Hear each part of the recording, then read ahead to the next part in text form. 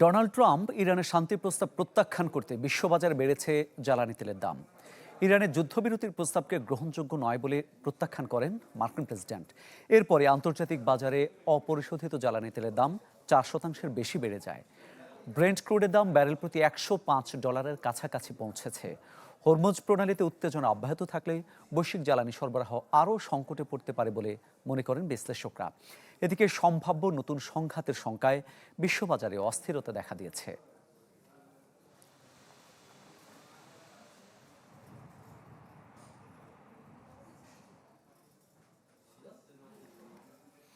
জ্বালানি তেলের দাম বৃদ্ধি, আমদানি ব্যয় বেড়ে যাওয়া এবং বাজারে অস্থিতিশীলতার কারণে মালয়েশিয়ায় নিত্য প্রয়োজনীয় পণ্যের দাম বেড়ে গেছে উল্লেখযোগ্য হারে।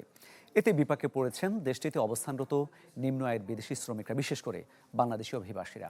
দর্শক, এ বিষয়ে আরও খবর জানাতে চাই আপনাদের। মালয়েশিয়া থেকে যুক্ত হচ্ছেন ওয়াহিদ সোহান। সোহান, জ্বালানি তেলের দাম হঠাৎ করে বেড়ে যাওয়ায় বাংলাদেশি প্রবাসীরা যারা রয়েছেন সেখানে ঠিক কি ধরনের প্রতিবন্ধকতার মুখে পড়েছেন?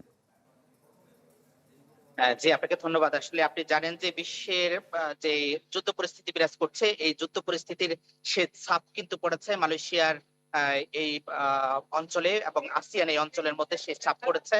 আপনারা জানেন যে মালয়েশিয়া বাংলাদেশের ২য় বৃহত্তম শ্রম বাজার হওয়ার কারণে কিন্তু এখানে অসংখ্য আমাদের বাংলাদেশি অভিবাসীরা রয়েছে। কিন্তু এখানে যেই পরিমাণ দ্রব্যমূল্যের দাম বৃদ্ধি হওয়া শুরু হয়েছে, তাতে করে এই মুহূর্তে যারা নিম্ন আয়ের, আমরা বলি মধ্যম আয়ের যারা প্রবাসী বাংলাদেশীরা এখানে রয়েছেন, তারা কিন্তু বেশ জটিলতার মধ্যে রয়েছেন এবং তারা যে সেলারি পাচ্ছেন সেই সেলারির সাথে সমন্বয় করে কিন্তু তারা এখানে দ্রব্যমূল্য বৃদ্ধির কারণে কিন্তু তারা নিজে ঠিকমতো, অনেকেই আমাদেরকে জানাচ্ছেন যে আসলে তারা ঠিকমতো খাবার-দাবার খাওয়ার ক্ষেত্রে কিন্তু অনেক সময় তারা চিন্তা করতে হচ্ছে যে যে তারা কি পরিবারকে তারা অর্থনৈতিকভাবে সহযোগিতা করবে, নাকি এখানে তারা আসলে খেয়ে পরে এখানে বেঁচে থাকবে। বিশেষ করে আপনাকে যদি বলে রাখি যে আমাদের এখানে যে সমস্ত অবৈধ অভিবাসীরা রয়েছে, যাদের কোনো কাজ নেই, ভিসা নেই এবং মালয়েশিয়া অভিবাসন বিভাগের নিয়মিত অভিযানের কারণে যারা কিন্তু প্রতিদিনই অবৈধ হচ্ছে, তারা কিন্তু এই মুহূর্তে কঠিন সংকটের মধ্যে রয়েছে। আমরা বেশ কয়েকজন অভিবাসীর সাথে কথা বলেছিলাম। এমন রয়েছেন যে তারা কিন্তু একবেলা খেয়ে তাদের দিন পার করছেন। তারা ঠিকমতো কিন্তু খাবার খেতে পারছেন না। এই যে পরিস্থিতিটি, সেটি হলো যে আসলে মালয়েশিয়া এই মুহূর্তে যেই আসিয়ান এই অঞ্চলে যুদ্ধ পরিস্থিতির যে ছাপ পড়েছে, সে ছাপের কারণে কিন্তু এখানে আমাদের অবৈধ অভিবাসী যারা রয়েছেন তারা কিন্তু খুব সংকটের মধ্যে রয়েছেন। ঢালাইয়ে দৃঢ়তা, নির্মাণে নিশ্চয়তা। প্রিমিয়ার সিমেন্ট, ঢালাইয়ের রাজা।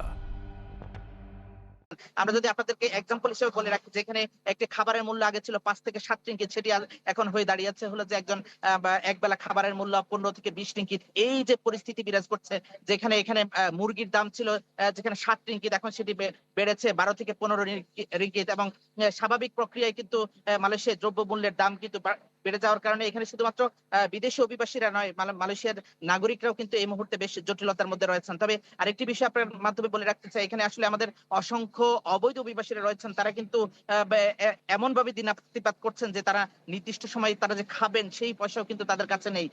এই মুহূর্তে আসলে আমাদের অবৈধ যে সমস্ত অভিবাসীরা রয়েছেন, আসলে তাদের প্রতি বাংলাদেশ সরকারের পক্ষ থেকে মালয়েশিয়া সরকারের সাথে আলোচনা করে তাদের প্রতি নজর দেওয়াটাই খুব বেশি জরুরি। আরেকটি বিষয়, আমরা মালয়েশিয়ায় থাকা বাংলাদেশি অভিবাসীদেরকে আমরা জানাতে চাই যে আসলে চ্যানেল 24 এর মাধ্যমে এখানে মালয়েশিয়ার যে আইন রয়েছে, এই মুহূর্তে তারা কিন্তু তেলের উপরে যে দাম বৃদ্ধি করেছে বিদেশি নাগরিকদের জন্য অনেক।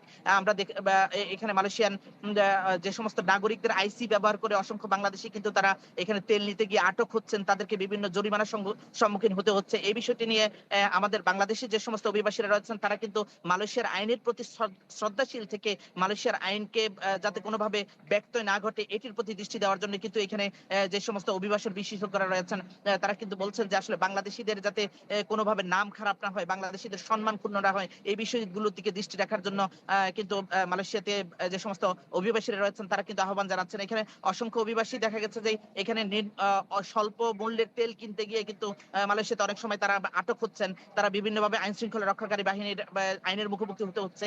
এই বিষয়গুলোর প্রতি আসলে সতর্ক নজর দেওয়া জরুরি বলে মনে করছেন এখানে থাকা অভিবাসীরা। আমরা এখানে, আপনি জানেন যে আসলে দক্ষিণ পূর্ব এশিয়ার এই অঞ্চলে কিন্তু অসংখ্য অভিবাসী রয়েছেন, যারা কিন্তু এখানে শুধু বাংলাদেশী নয়, বিভিন্ন দেশের অভিবাসীরাও কিন্তু এখানে দ্রব্যমূল্য বৃদ্ধির কারণে তারা কিন্তু জটিলতার মধ্যে রয়েছেন।